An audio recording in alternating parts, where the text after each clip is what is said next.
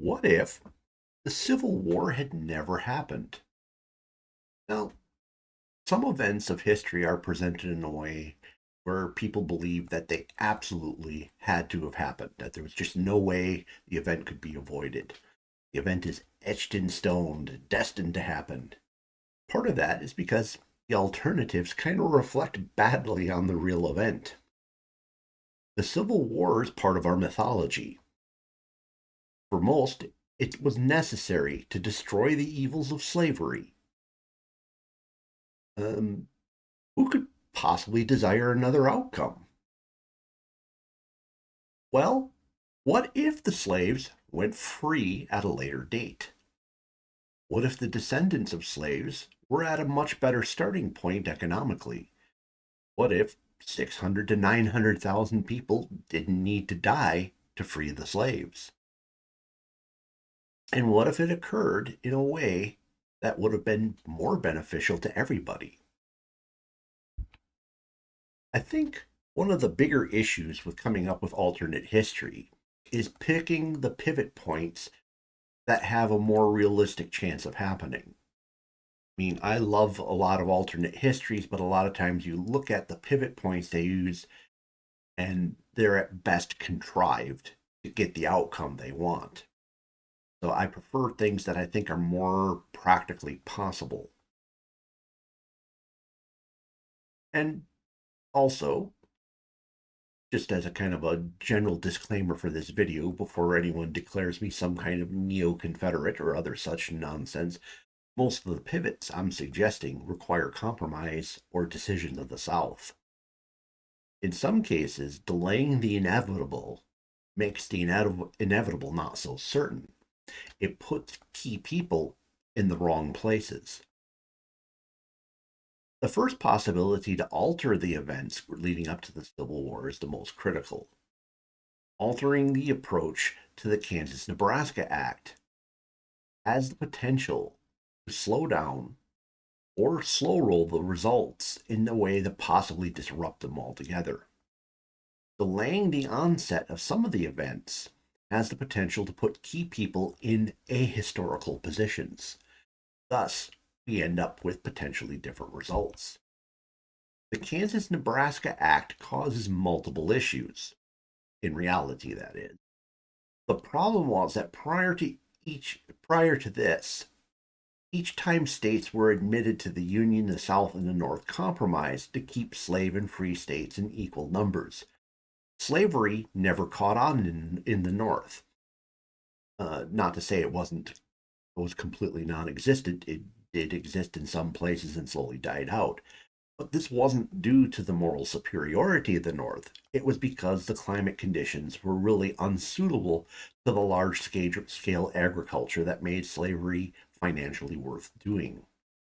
The reality was, the further you travel away from the southeast of the United States, the affordable, uh, running affordable operations with slaves became less and less capable of being done. Thus, people were less interested in doing agriculture with slaves.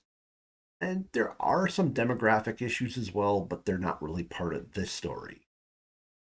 The short version was that at some point, free states were going to outnumber the slave states.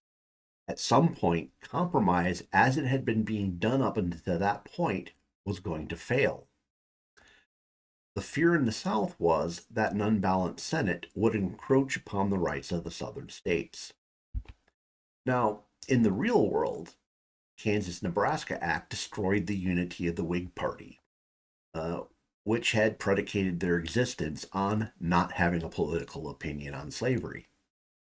The Kansas-Nebraska Act ended up displeasing both northern and southern factions of the Whig Party and destroyed the party almost overnight. They essentially went from a national party to spiraling into oblivion between one election and the next. The power vacuum caused by the Whig remnants, the power vacuum caused the Whig remnants to fill the void by creating coalitions with minor parties and German immigrant radicals who were adamantly opposed to any form of compromise. So that's what happened. So, how do we stop or delay the Civil War knowing this about the Kansas Nebraska Act? Well, one of the big things is that Southern politicians needed to recognize the geographical, demographic, and cultural implications of slavery. In short, slavery had little ability to expand beyond its current locations, and its vilification was just going to end up growing over time. They were going to need to essentially develop thick skins. One fix to the Kansas Nebraska Act would have been to fortify the Missouri Compromise by enacting a constitutional amendment par with what was known as the Crittenden Amendment. The idea was postulated in 1860. However, it failed because the political situation was so deteriorated. Essentially, secession was in progress at that time. I suspect something like the Crittenden Amendment would have had a better chance when people were still in the mindset of compromise. The Crittenden Amendment would have extended the Missouri Compromise line to the West Coast. Slavery would be prohibited above. States' desires on slavery below the line could not be interfered with by the federal government. So, if something like this manages to pass, this keeps the Whig Party together for at least another 1 to 2 election cycles, possibly longer. A key element of the Kansas Nebraska Act was popular sovereignty for Kansas. And the idea was that essentially the people would be able to vote in advance for their government and set up a constitution in a faster manner than had previously been allowed in other territories. This ended up triggering a rush of slave and free state people to try to sway the outcome. So if we eliminate this, since it no longer matters to get there early, there's no rush to occupy Kansas. There's no tension, no bleeding Kansas, and most likely no John Brown. This removes most of the flashpoints to the Civil War. So that would either make the onset delayed or possibly having it never occur at all. One little clarification, and is something I kind of didn't realize, because I kept on reading how extending to the 3630 line would split Kansas, where a third of it would be slave and the upper 2/3 would not. And what it is the 3630 line, as described in the Missouri Compromise, is not the true 3630 parallel. It's an interpolation off Missouri. The true 3630 parallel is the southern border of Kansas. The Missouri Compromise 3630 line splits Kansas slightly. Okay, so another possible variant for our Kansas Nebraska Act issue is they could have altered the rules for when a territory can draft its constitution and apply for statehood. Essentially, the allowing the popular sovereignty to tilt the situation. It was different on how other territories were allowed to enter. So these unconventional rules would end up setting up the state constitution in a way that would trigger an ideological land rush, with northerners and southerners rushing in to tilt the balance. If this had not been in place, if the territory was allowed to enter following the same guidelines as other territories, the normal population thresholds, assuming they had stayed same, or basically people came in at the same rate they had in historical circumstances, Nebraska would not get admitted to the Union until 1867, Kansas not until 1858. And that's assuming normal immigration patterns had held. With the lowering of political urgency, that 1858 timeframe may have slipped several years. Many of the problems in Kansas stemmed out of election fraud, election intimidation, and official siding with their base.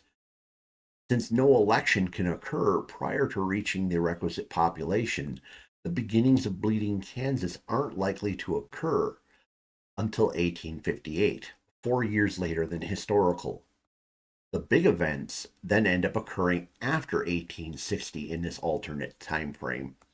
John Brown ends up being delayed or never happens, and this probably will ultimately still end up toppling the Whig Party, but it now gives the GOP less time to organize for the 1860 election, and their level of radicalization may be much lower.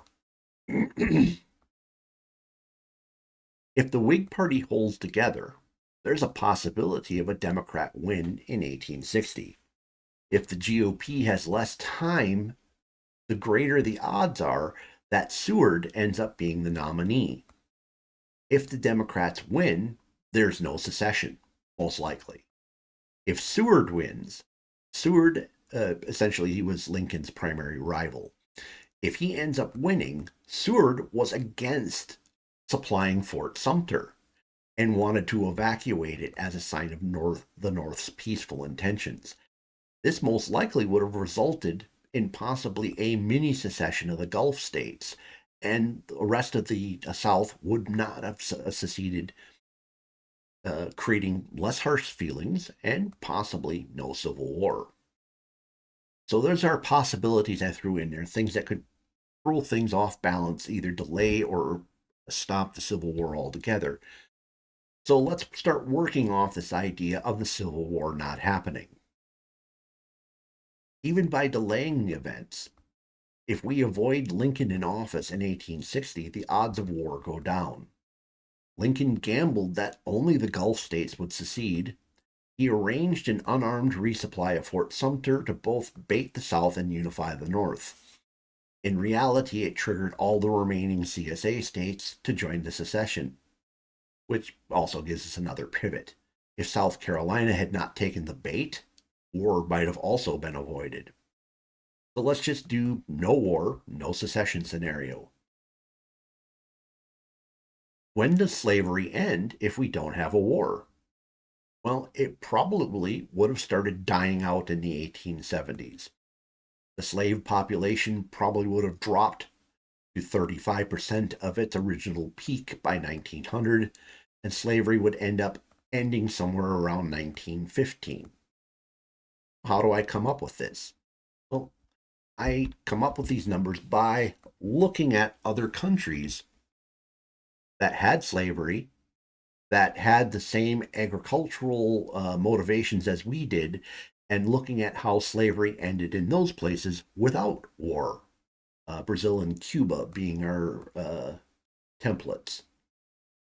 First, the mechanization of tobacco manufacturing causes family farms on small acreages to become more profitable than gang slave or plantations.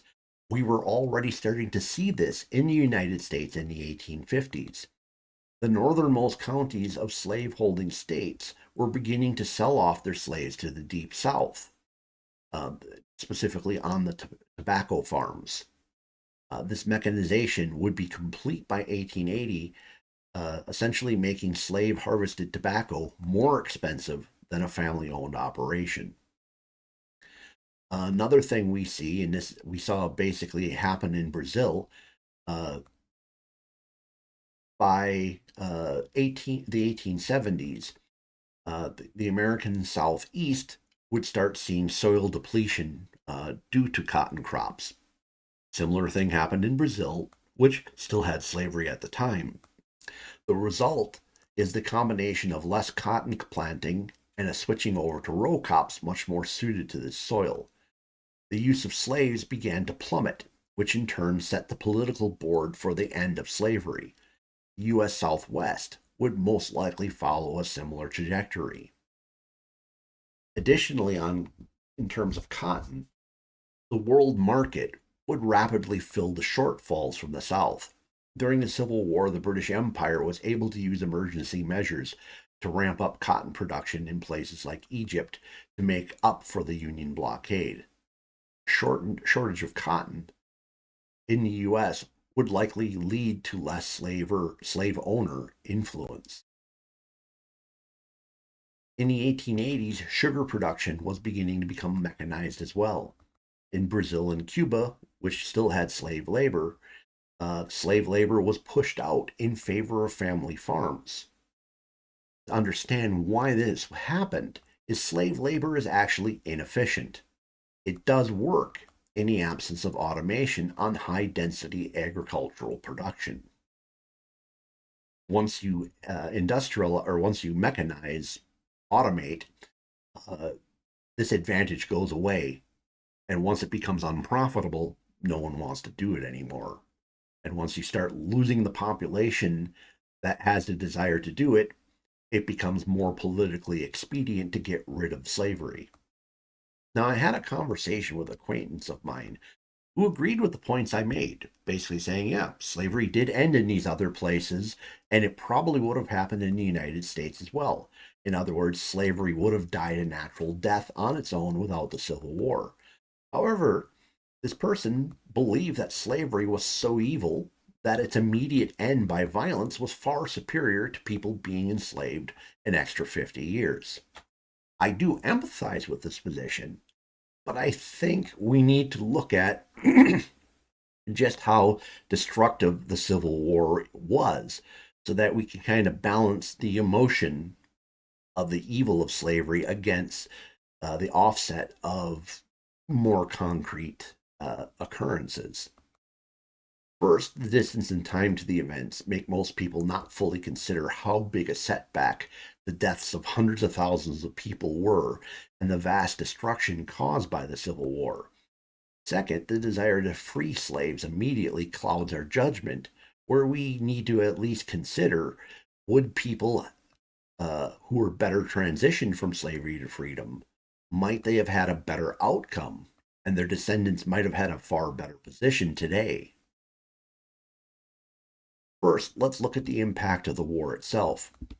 The estimates for war dead have been being revised upwards over the years. The accepted mid-range is now 750,000 dead. The higher range is 850,000 dead. In a country of 31 million, that's just shy of 3% of the population. It's estimated that around 600,000 people were permanently disabled by the war. And it's also estimated that for the next 5 years, there were approximately 200,000 excess deaths per year. Starvation, disease, exposure, poverty. This basically adds about another million deaths to the war. Now, I am deliberately taking the highest numbers for this portion of the video. If you tally the total numbers, which I think are still actually probably low, because records weren't very as good then as they are now, you have somewhere close to 7% of the population dead or incapacitated. This doesn't count the people whose output was curtailed because they had to care for somebody who no longer could work. It's estimated that around by if you talk to economists, if the population suddenly dropped 10%, we lose division of labor to the point where the economy collapses. So 7% of the population had huge impacts. We were coming close to that 10% threshold. Since most immigration was going north and west, the overall US population would rise significantly over the next 10 years, but it doesn't do much for the South. Despite what economic illiterates will tell you, war is not good for the economy. The production of war goods robbed the economy of expansion and innovation. Then there was the massive destruction in the South. Consider that whole major cities were leveled and burned in the process. In 1860, the states of what would soon become the CSA had 75% of the GDP of the northern states. Comparing just the 1860 era states with each other, the Southeast United States would not reach that 75% GDP level until 1950. The point is, the war set back everybody, especially in the South, for nearly 100 years. The US has driven the world forward with research and production.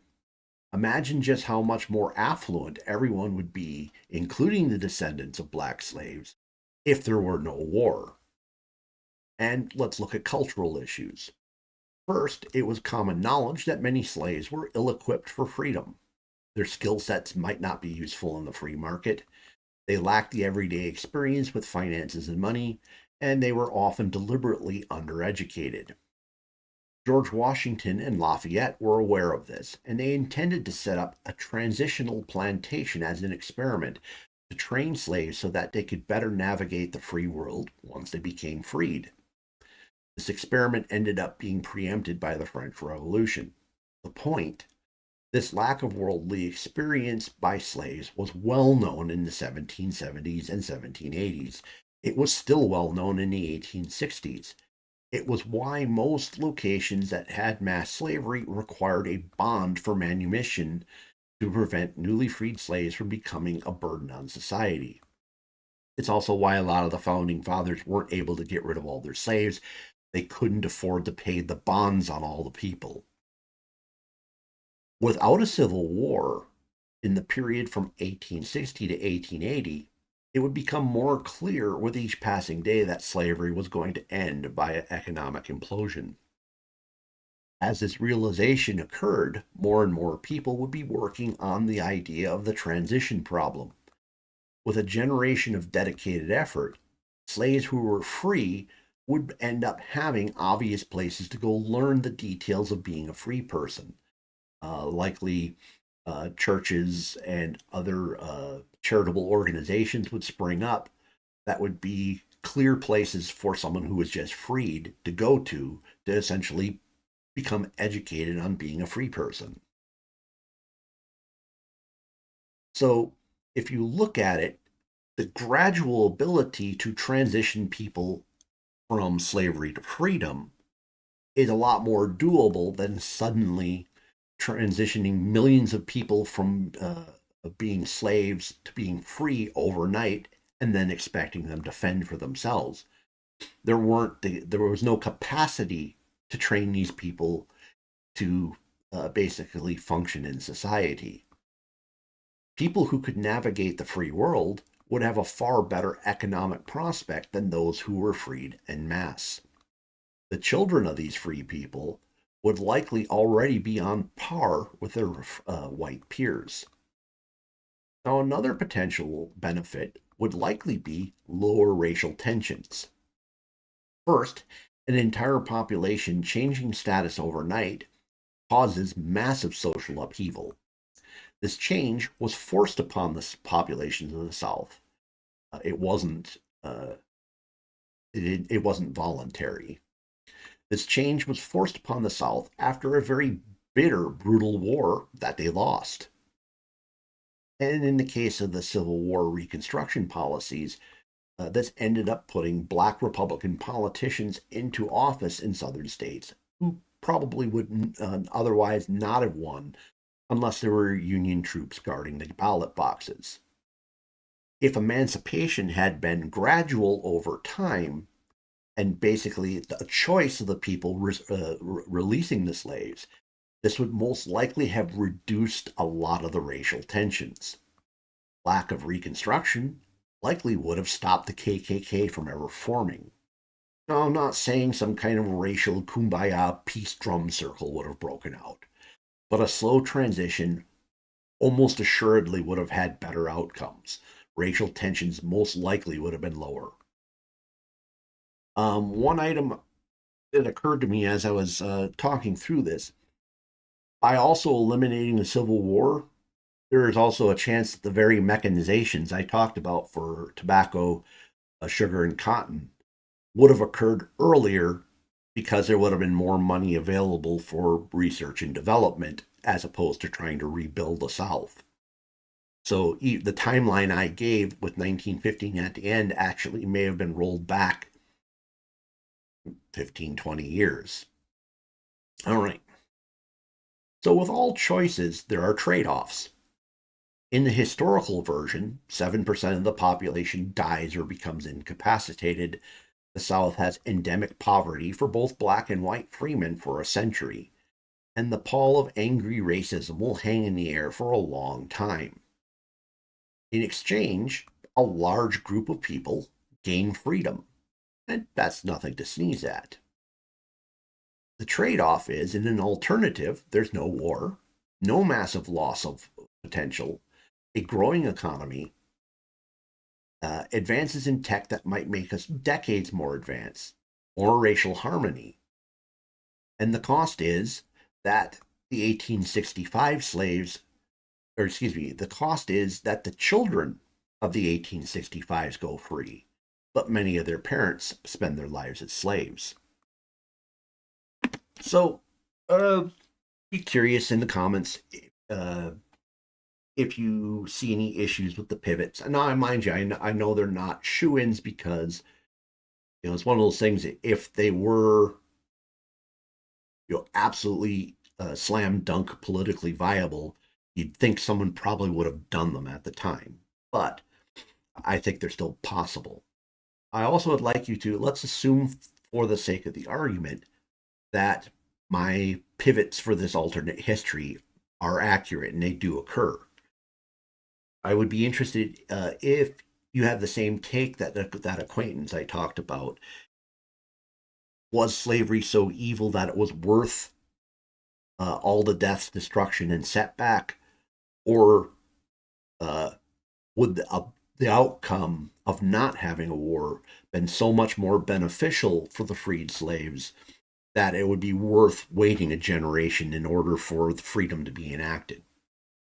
Curious what you have to say on that. Please smash the like button. Check out my other titles. I get into a lot of things. When you see what I got going, please consider subscribing. And also, if you know somebody who might enjoy this, share it with them. Thank you for spending time with me this evening. Hope to see you again in a future video.